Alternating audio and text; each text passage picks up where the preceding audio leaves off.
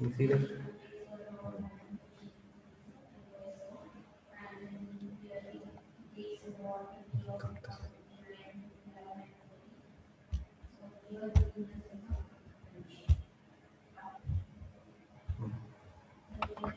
ಇದು ಪಬ್ಲಿಕ್ ಇದ್ದದ್ದು ಯಾವ್ದು sir?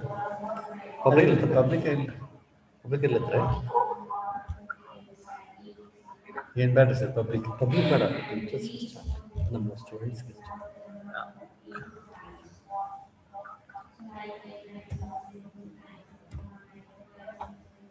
First semester first sem ಇದು ಪಬ್ಲಿಕ್ ಇದ್ದದ್ದು ಯಾವ್ದು ಸರ್? ಪಬ್ಲಿಕ್ ಇಲ್ಲತ್ರೆ ಏನು ಬೇಡ ಸರ್ ಪಬ್ಲಿಕ್. ಪಬ್ಲಿಕ್ ಬೇಡ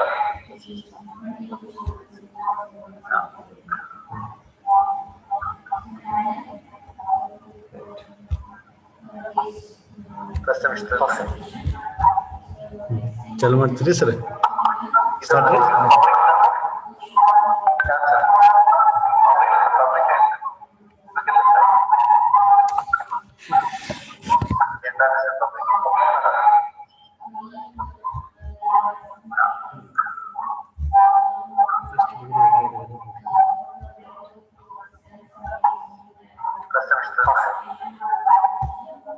ಚಾಲು ಮಾಡ್ತೀರಿ ಸರ್?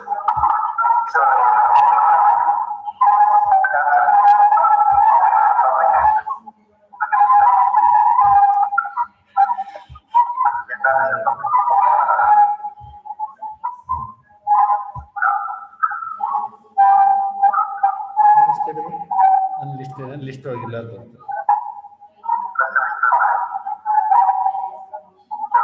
ಹುಡುಗರು ಬರ್ಬೋದು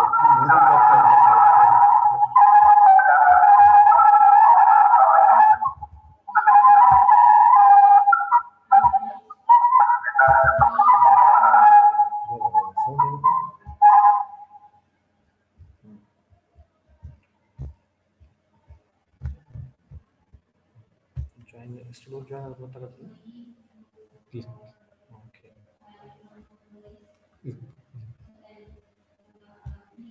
start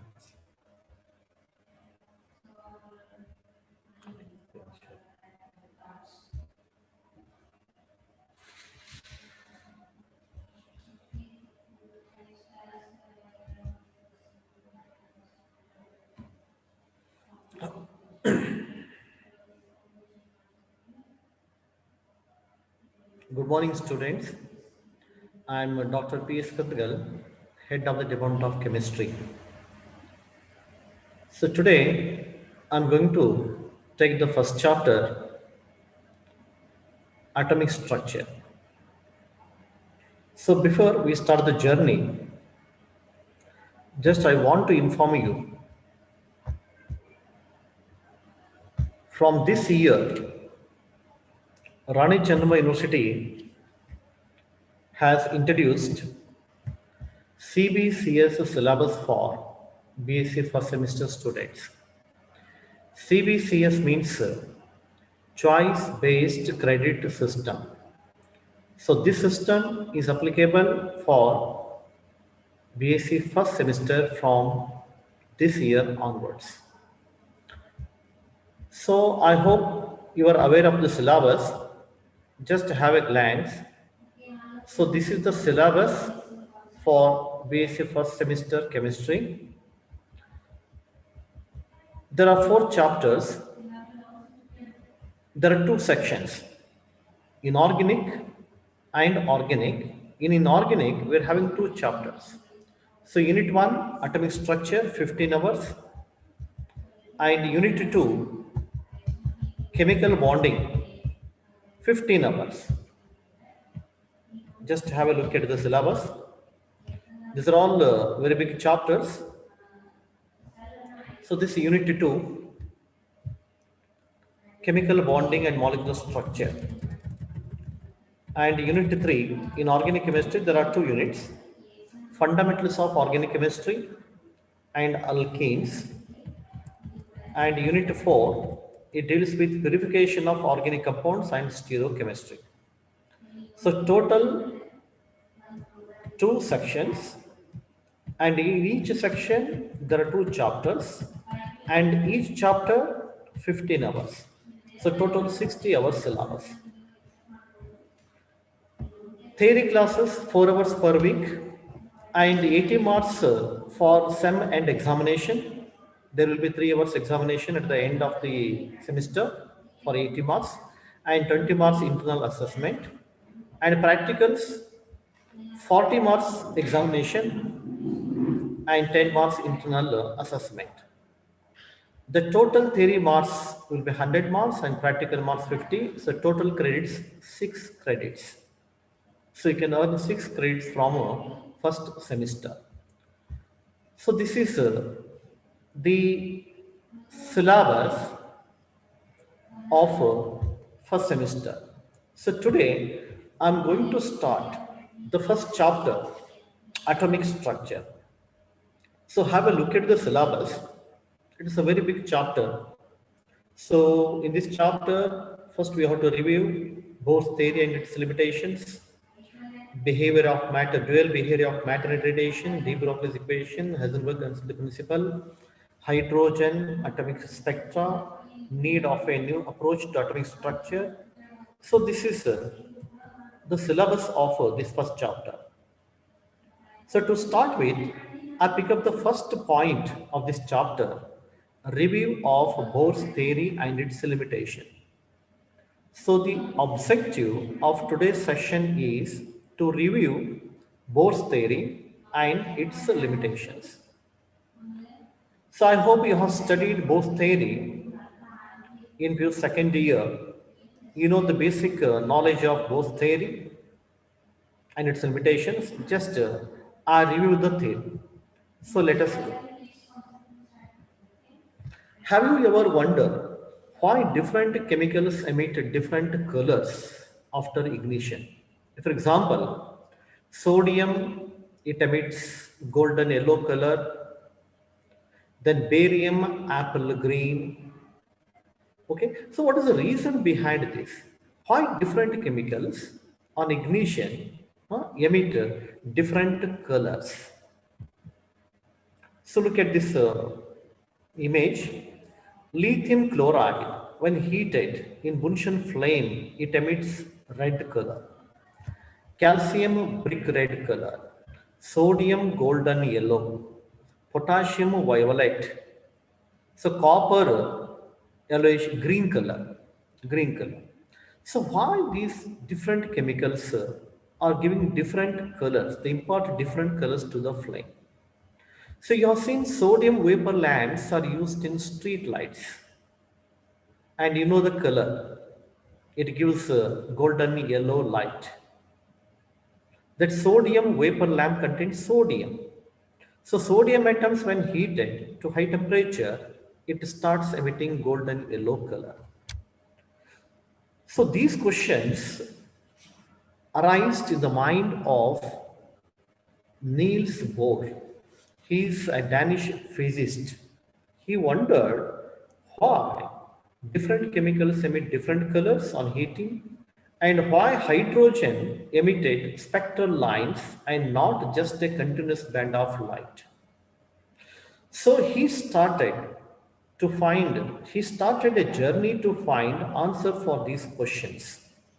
And finally, he developed a model of atom well known as Bohr's model of an atom.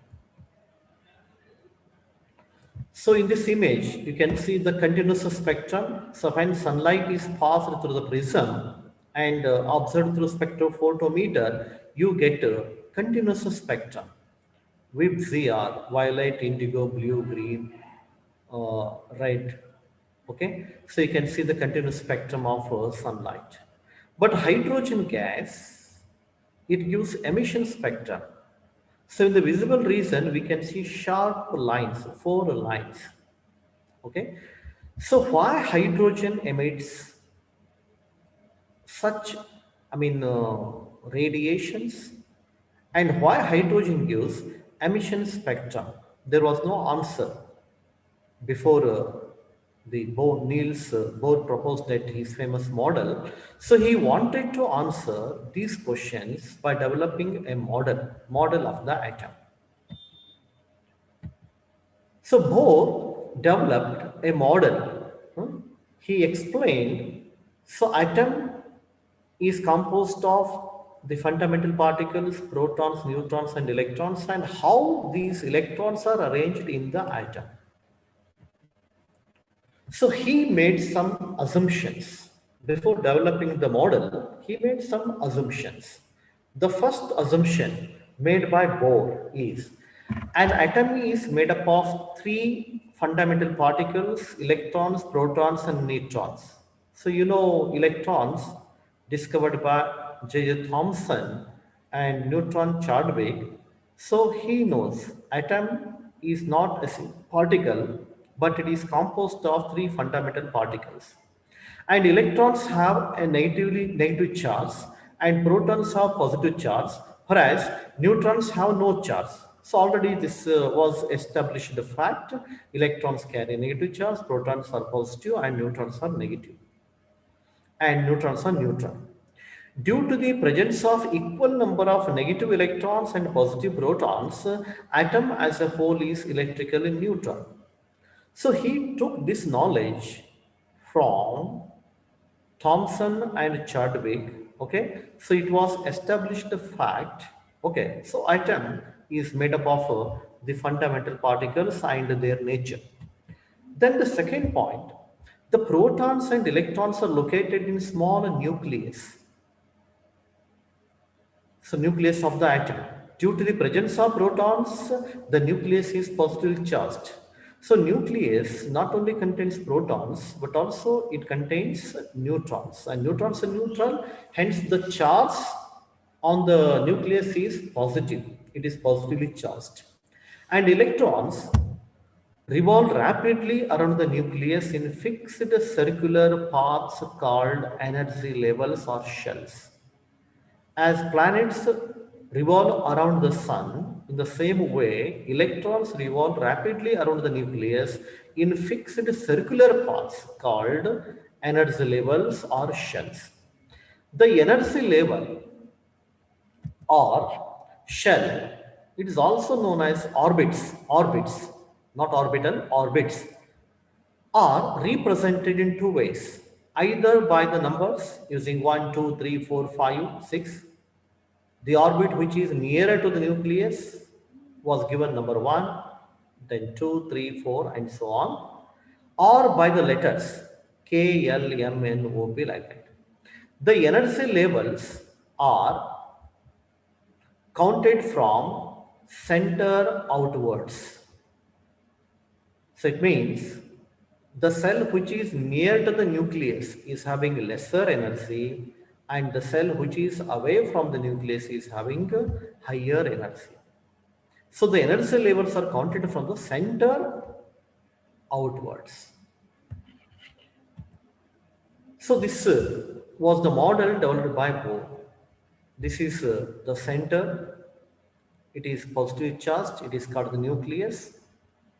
So where you can find protons and neutrons. And then we have the first cell, second cell, third cell, fourth cell, or K, L, M, N. So electrons revolve around the nucleus in these fixed orbits. So this was the assumption made by Bohr, because he wanted to explain hydrogen spectrum with the help of this model. So each energy level means each orbit is associated with a fixed amount of energy. So it means the shell which is nearest to the nucleus has minimum energy, and the cell which is farthest from the nucleus has maximum energy. So as you move away from the nucleus, energy goes on increasing. That is the meaning. And fifth point, there is no change in the energy of electrons as long as they keep revolving with the same energy level. So this is one wonderful assumption made by Bohr. So as long as electron is present in its orbit, stationary orbit, it neither loses energy nor gains energy. There is no change in the energy of the electron as long as they keep revolving with the same energy level. But when an electron jumps from a lower energy level to higher energy level, so some energy is absorbed. So if electron returns from higher energy level to lower energy level, energy will be emitted. So energy change happens only during excitation. But as long as electron is present in its stationary shell, it neither loses energy nor gains energy. So this is one of the most important assumption made by Bohr. So look at this figure. So these are all the different energy levels. Here there is an electron. If electron absorbs the energy, it may be excited to the higher energy level. And excited electron is having short half-life period. It immediately returns back to its original state by emitting the absorbed energy. So that emitted energy appears in the form of a line in the spectrum. This is what Bohr wanted to explain. So when an electron jumps from a higher energy level to lower one, the amount of energy absorbed or emitted is given by the difference of energies associated with the two levels. If, for example, if an electron jumps from the first orbit having energy E1 to the second orbit energy E2, the change in energy is given by E2 minus E1. So this E2 minus E1 is also represented by the symbol delta E. So that is the amount of energy absorbed by the electron to move from first energy level to the second energy level. Yes. So when electron jumps from lower energy level to higher energy level, it absorbs the energy. So how much energy is absorbed by the electron? It can be calculated by using the energy of these shells. So if electron jumps from second cell to the third cell, the energy absorbed will be given by E3 minus E2. Okay, E3 minus E2. So when the electron moves from its original state, stationary orbit to higher energy level, that electron is said to be excited. It is called excited electron. And excited electron is having a having very short half-life period. It is unstable. Immediately returns back to its original state by emitting the absorbed energy. So it means photon is emitted. And this is the reason for emission spectrum of hydrogen. The energy change is accompanied by, it means the energy change is given by E2 minus E1, that is equal to delta E, and that is nothing but H nu, where H is Planck's constant and nu is called frequency of radiation. It is either absorbed or emitted. So absorption happens when electron moves from lower energy level to higher energy level. And emission happens when electron returns from higher energy level to lower energy level. And as you know, the Planck's constant, it is constant, universal constant, and its value is given here. Absorption and emission of light due to the electron gems are measured by using spectrophotometer. So we're having a spectrophotometer in the physics lab where we can see the hydrogen spectrum, the spectrum of sodium, mercury, and so on. So based on his model, he gave certain important points. So these important points are called postulates.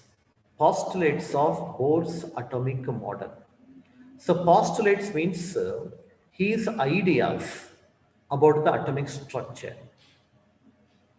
So the first postulate of Bohr's atomic model is electrons revolve around the nucleus with definite velocities in concentric circular orbits situated at a definite distance from the nucleus.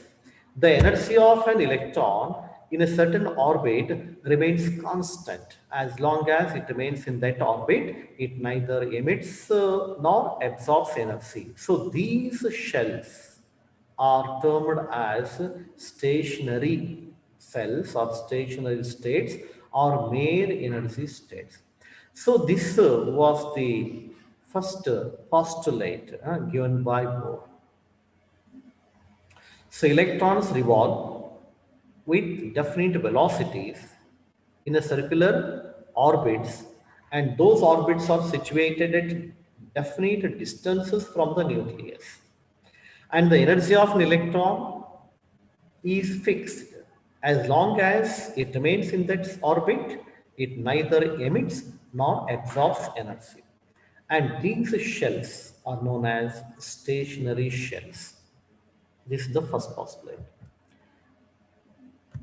The second postulate, he said, the momentum of electron is quantized.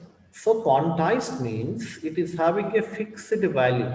The momentum means mass into velocity. It is fixed. Velocity doesn't change as long as it remains in its stationary orbit. So momentum means mass into velocity of the electron is quantized. It is having a definite value. And electron is restricted to those orbits where its angular momentum is equal to nh upon 2 pi or h upon 2 pi. Okay, so where h is called Planck's constant. So thus we have mvr is equal to momentum is equal to angular momentum is equal to nh, where n is the shell, stationary shell. So the value of n is equal to 1, 2, 3, 4 up to infinity. H is Planck's constant and 2 pi upon 2 pi. So where m is mass of the electron and v is velocity of the electron of the said orbit and r is radius of that orbit, and n is a simple integer. So this is the second postulate. He said the momentum of the electron is quantized and is given by mvr is equal to nh upon 2 pi, where m is mass of the electron, v is the velocity, and r is the radius of that orbit, radius of that cell, and right hand side we are having a constant. It's having a fixed value. That is the mean. The stationary states are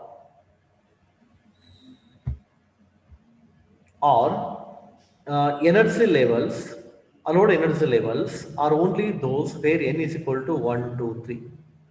So it means the allowed energy, it means the value of n is always a whole number. It is not a fraction. So this is called Bohr quantum condition. Okay, so electron can have the value n h upon 2 pi, where n is always a whole number but not a fraction. So this is the fourth postulate. The energy of an electron changes only when it moves from one orbit to another. An electronic transition from an inner orbit to outer orbit involves absorption of energy. So similarly, when an electron jumps from an outer orbit to inner orbit, it releases energy. And that released energy is equal to the difference between the two energy levels. Delta E is equal to E2 minus E1. This is the fifth postulate.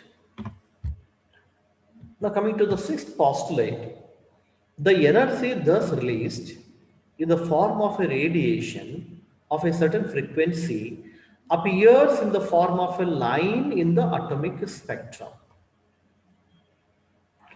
So look at this. This is what we call hydrogen spectrum, and this region, it falls in visible region.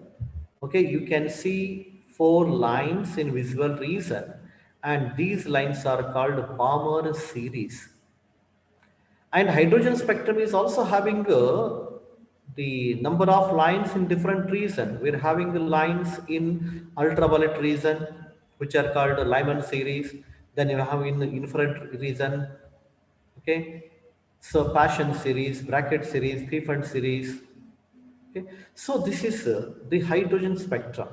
The spectrum looks like this.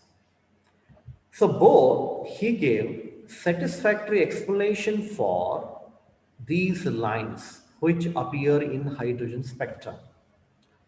So he said all these lines are due to electronic excitation. When excited electron returns from lower energy level to from higher energy level to lower energy level, energy is emitted. So that emitted energy appears in the form of a line in the spectrum. This was the explanation given by Bohr. So based on his model, Bohr, he calculated radii of various orbits. So with the help of mathematics and with the help of his own model, so he was successful in calculating the radius of each orbit. This is wonderful. We can't see the atom, we can't see the electron, but Bohr, through his imagination, he calculated the radius of each orbit. It is wonderful.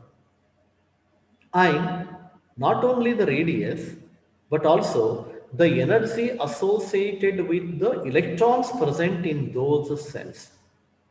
So theoretically, he calculated all these things, and later, so these values were verified through experiments and found approximately correct. So the success of Bohr's model is explanation for the hydrogen spectrum. So it was a breakthrough because at that time nobody was able to explain the lines in hydrogen spectrum, but Bohr, so he gave satisfactory explanation for these lines. So it is the success of the model, or it is also called the merit or advantage of this model.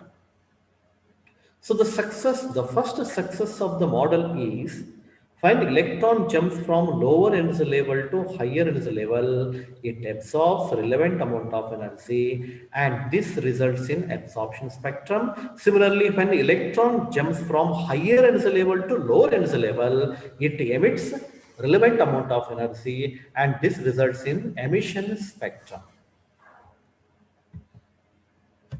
Right? And since there is only one electron in hydrogen atom, the atomic number of hydrogen is 1. It has just one electron in the first shell, 1s1. there should be one line in hydrogen spectrum. So this is our expectation. Since there is one electron, that electron jumps from lower to higher and that excited electron returns back. So we must get just one line in hydrogen spectrum. But in Bohr theory, there are infinite number of orbits, not just one orbit. So there are infinite number of orbits.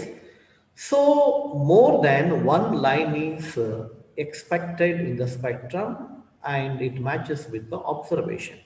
So this is the second, success of Bohr's theory. Even though hydrogen contains just one electron, so what we expect is just there should be one line in hydrogen spectrum, but Bohr said no, but hydrogen atom is that electron is present in the first cell, but there are n number of shells, hence we may expect more than one line in the spectrum, and in visible spectrum you can see four lines, and we are having these lines in ultraviolet region, infrared region. Okay, yes, this was the second success. Look at this. This is the graphical representation of all the spectral lines of hydrogen spectrum. So when electron returns from higher energy level to the first energy level, n is equal to 1. N2 may be 2, or it may be 3, or it may be 4, 5, 6, 7. So you get the lines, and these lines fall in ultraviolet region. And these lines are called Lyman series. Lyman series.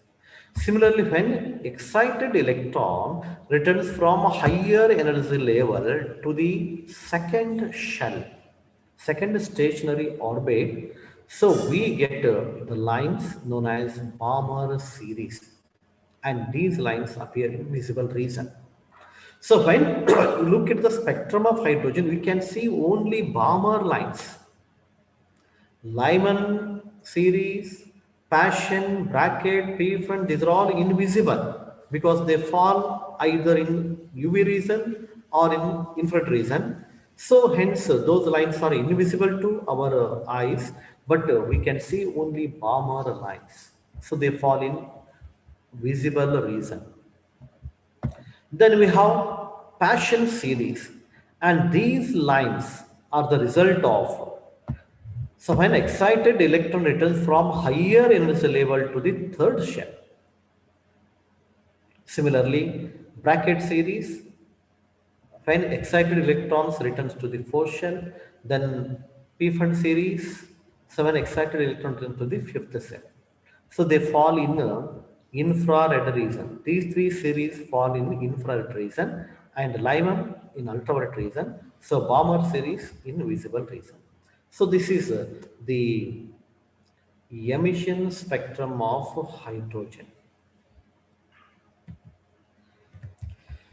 So even though Bohr's model can explain hydrogen spectrum, it is having certain demerits or limitations.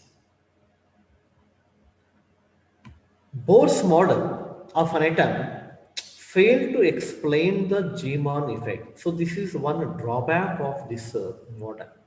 What is Zeeman effect? So the effect of magnetic field on the spectral lines. So when magnetic field is applied on these spectral lines, the spectral lines split into, they split up into micro lines, and this splitting effect is known as Zeeman effect. So why these lines split up? When placed in a magnetic field, there was no answer in Bohr's theory. So Bohr's model cannot explain this phenomenon. It fails to explain Zeeman effect. And Bohr's model also fails to explain Stark effect. What is Stark effect? It is the effect of electric field on the spectra of atoms. So when the spectra of atoms is exposed to an electric field, each line in the spectrum also split up. It breaks up into fine lines, number of fine lines. So Bohr failed to explain this phenomenon.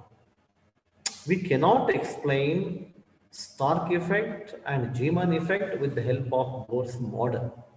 Hence, it becomes the limitation of the model. Then, this model, it violates Heisenberg uncertainty principle. Heisenberg uncertainty principle says it is not possible to determine precisely both momentum and position of an electron. But Bohr, he says, so momentum and position is fixed. So we can calculate the exact position and momentum of the electron, but it is against Heisenberg uncertainty principle. Hence, it violates the Heisenberg uncertainty principle. And fourth limitation is this model can explain only hydrogen spectra, but it fails to explain the spectra obtained from larger atoms such as lithium, beryllium, boron, carbon, aluminum, iron, etc. So it means Bohr's model is limited to only hydrogen atom. You cannot explain the spectra of other atoms except hydrogen. This is the fourth limitation. So Bohr's model can explain only hydrogen spectrum. It fails to explain Zeeman effect. It fails to explain Stark effect. It violates Heisenberg uncertainty principle. So these are the limitations of Bohr's model. So this is what you have studied in USU second year. Okay, just we are just reviving Bohr's model and its limitations. Now coming to Bohr, he was successful in calculating the radius of the orbit. This is what he calculated based on his model. Here is the equation. Radius of the orbit is given by 0.529 into n square upon z, angstrom units. N means it is the shell, stationary shell. The value of n varies from 1 to infinity, 1, 2, 3, 4 like that. And z is the atomic number. So using this formula, we can calculate the radius of each orbit. So he was successful in calculating the radius. And not only radius, he calculated velocity of the electron in that orbit. This is what he made the calculation. So the velocity of the electron is given by 2.197 into 10 raised to 6 meters per second. This was the calculation made by Bohr. And then he calculated energy of each orbit. N is equal to 1, the energy is 13.6 electron volt, 2, 3.4 electron volt, 3, 1.5 electron volt, and so on. So here, negative values are given. See, this negative value is not having a mathematical meaning. So it indicates as you move away from the electron, when electron possesses zero energy, it is free. It can escape into its surroundings. So it means work is done by the electron, by the nucleus, because there is attraction between the nucleus and the electron. So in order to escape from this force of attraction, electron has to do some work. It loses energy, right? So that is the meaning of this negative sign. At infinity distance, there is no energy, zero. N is equal to infinity, the energy of electron is taken as zero. But as electron moves nearer to the nucleus, its energy goes on increasing. It means the sign, the negative sign, it tells about so the force of attraction between the nucleus and the electron. As electron moves near to the nucleus, the force of attraction becomes stronger and stronger, right? So he calculated the radius of the orbit, velocity of the electron, and energy of each cell with the help of his model. So this is also success of the model. Apart from this success, it is having certain demerits. It cannot explain Zeeman effect, Stark effect, Violet's Heisenberg-Archidell principle. You can use this model to explain only hydrogen spectrum, not the spectrum of other items.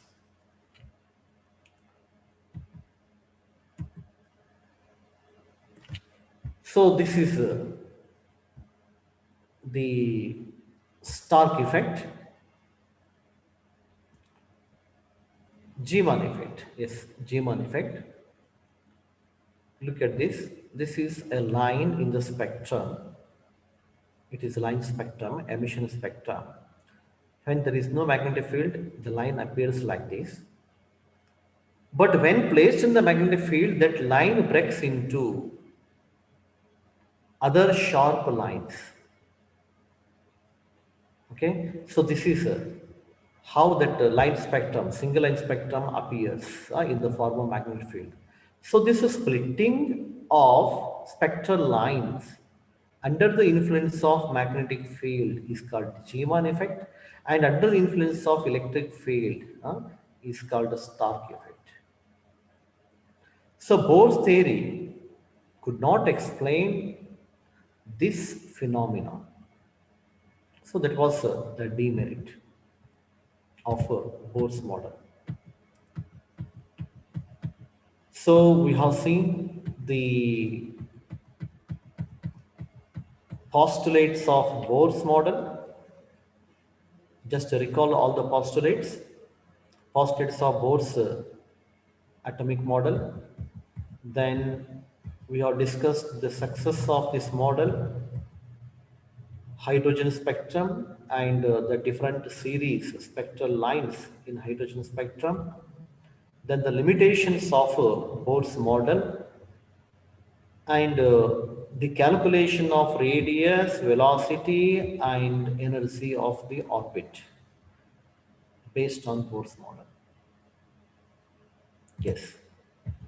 Now coming to the second point. So the first point in the chapter is a review of Bohr's model and its limitations that I have covered.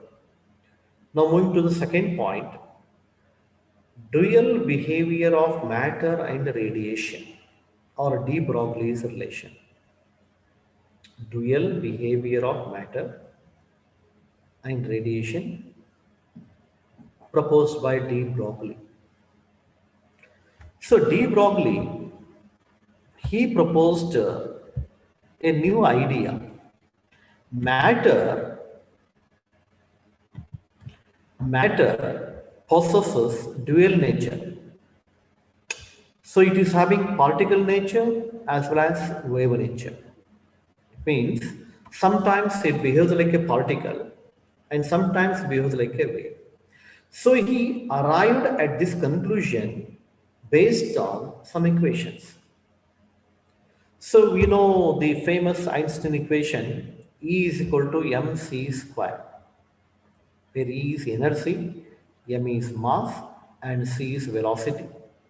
So this was one very famous equation given by Albert Einstein, Einstein's equation. And Planck, he gave another equation based on quantum mechanics. Planck's equation is given by E is equal to h nu. E is equal to mc square is applicable for a particle. This is the particle nature. And E is equal to h nu, where h is Planck's constant and nu is frequency. So it is applicable for the radiation. So E is equal to mc square, it indicates matter or particle nature, and E is equal to h nu, wave nature. So in the universe, so we're having each matter, it behaves like particle as well as wave.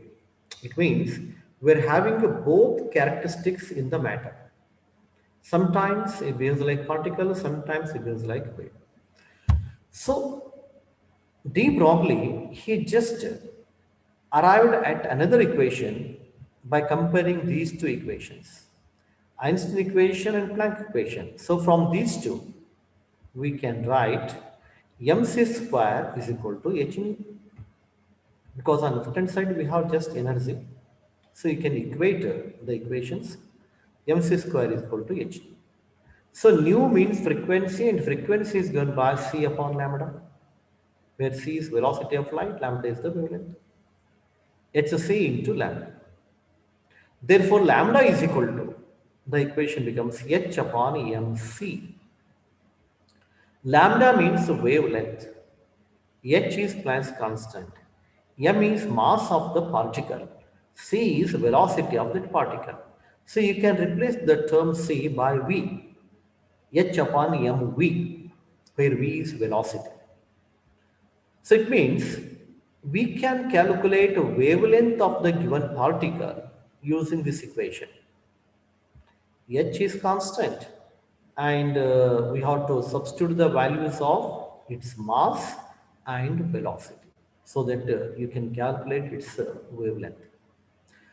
Look at this equation. In this equation, lambda and mass means wavelength and mass of the particle are inversely proportional to each other. It means if mass is less, then wavelength will be more. It means if the mass decreases, the wave nature becomes predominant. If mass increases, the particle nature becomes predominant.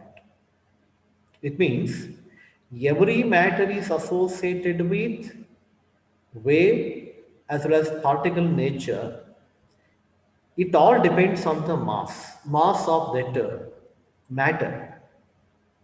If mass is negligibly small, then its wave nature becomes predominant.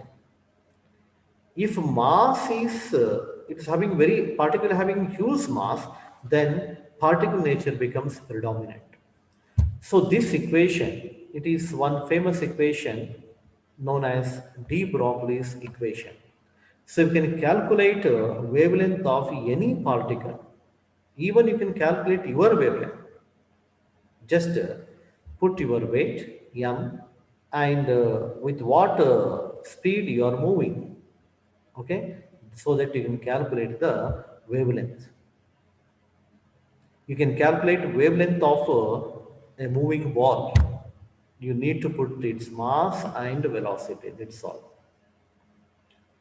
So based on this equation, de Broglie, he came to this conclusion that every matter possesses both character, particle and wave. It is called a dual nature of matter. Yes, and you can calculate wavelength of the given particle using this equation. Lambda is equal to h upon mv.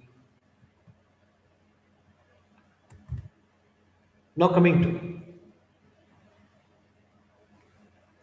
Heisenberg uncertainty principle. This is the next point in this chapter. I will take up this point in the next period. Okay. So today, just we have discussed